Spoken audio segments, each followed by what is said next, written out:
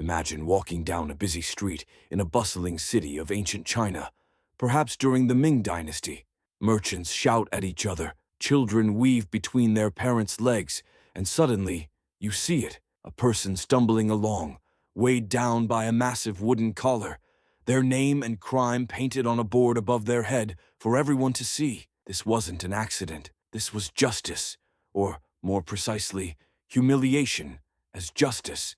And if you think that justice in ancient China was only about execution or imprisonment, you're missing one of the most revealing aspects of its legal culture. The concept of face, or personal honor, was central in traditional Chinese society. Losing face wasn't just embarrassment. It could mean the ruin of a family, the loss of social status, even economic survival, and the authorities knew it. So, when someone committed a crime, anything from theft to disrespecting officials, they were sometimes punished in ways designed not to inflict lethal harm, but to strip them of dignity in the most public, humiliating way imaginable. It was justice that wounded the soul, not just the body. One of the most common tools of humiliation was the cangue, a large, heavy wooden collar that locked around the neck.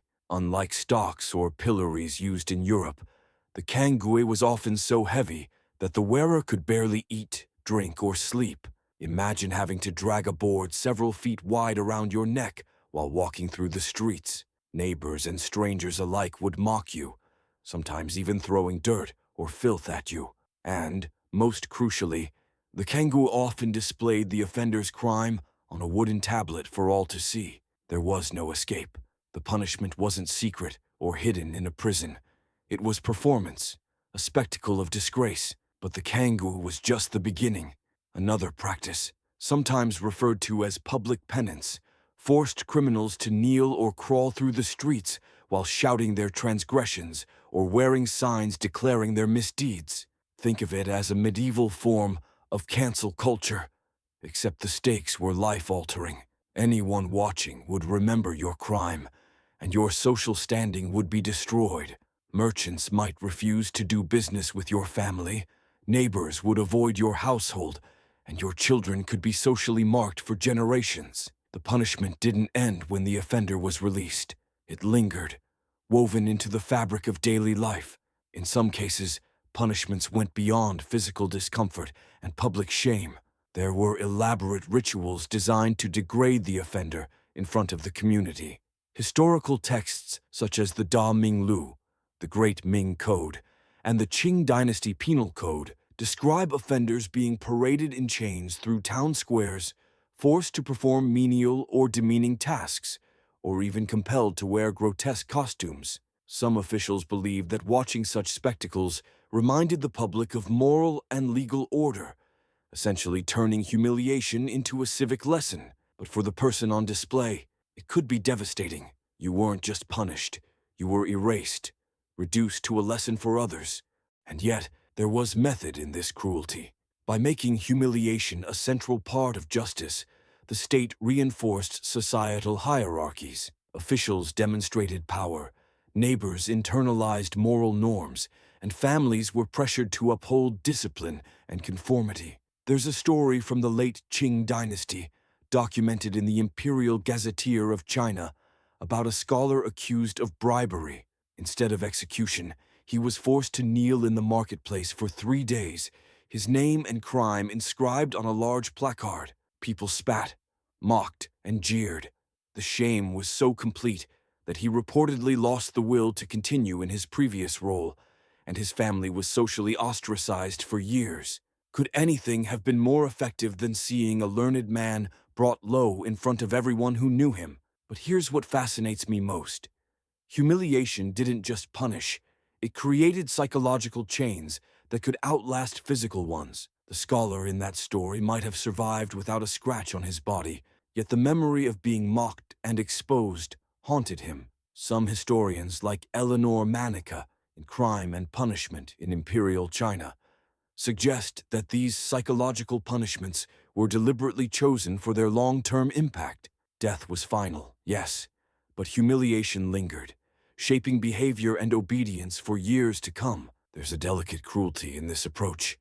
It relied on social norms, on what we might call collective conscience. In many ways, it was more invasive than most corporal punishments. Instead of relying on sheer pain, it relied on shame, a powerful, invisible force. The public witnessed your disgrace, but then carried it with them. They repeated the story, whispered it to friends, and perpetuated the punishment long after the officials had moved on. The offender's suffering extended into rumor and gossip, effectively making every citizen a participant in the judicial process. And it wasn't only petty criminals who suffered. Even minor officials or scholars could be subjected to humiliation if they failed in their duties or offended powerful figures. There are accounts of eunuchs in the Forbidden City being forced to wear paper hats shaped like pigs or to crawl through courtyards carrying humiliating banners describing their mistakes. It might seem absurd now, but at the time, it was serious business. Reputation mattered, and the mechanisms of humiliation were carefully codified in legal and moral manuals. Sometimes, though, the punishments went so far that they became deadly by accident. The cangue, for example, was often extremely heavy, and people had to kneel or stand for hours or days at a time. Some would faint, some would develop infections from injuries caused by rubbing, and others would simply collapse from exhaustion. But that wasn't the point, or at least, not the only point. The point was to show that law and authority could bend your body, your dignity, and your social standing simultaneously. I've studied these practices for years, and every time I do, I can't help but reflect on the balance of power and shame. Could modern justice systems learn anything from this? Of course, not the cruelty itself, but the recognition that punishment isn't just about retribution. It's about perception, about social accountability. In a society obsessed with honor and family reputation, humiliation was a tool, a form of law as visible as a statute or decree. And yet, I also wonder, how would we survive if the scales were flipped? What if, instead of a jail cell or a fine, we were subjected to public exposure for our mistakes, watched and whispered about by everyone who knew our name? Would we crumble under the weight of society's eyes? Or would we adapt, like people did in the courts and streets of imperial China? Humiliation as justice was a deeply human weapon. It attacked pride, reputation, and self-worth, sometimes even more effectively than death. It reminds us that power is not just physical, it is psychological, social, and deeply, intimately cruel. And if we reflect on this too long, we realize that the human capacity for ingenuity in punishment knows few limits. History's cruel lessons are not just in the tools used, but in how society chose to wield them. So, next time we study the law or punishments in ancient civilizations, it's worth remembering that not every whip left a mark, and not every blade severed a limb. Sometimes the sharpest instrument was invisible, lodged in shame, humiliation, and the eyes of the watching crowd. And that, perhaps, is the most powerful lesson of all. If this history unsettled you, it should, because the cangue may be gone, but public shame hasn't disappeared. It's just changed shape, and that's why we can't afford to leave stories like these buried in dusty archives. We must ask how our own systems use humiliation, how reputations are destroyed without trial, and how punishment continues to live in the public gaze.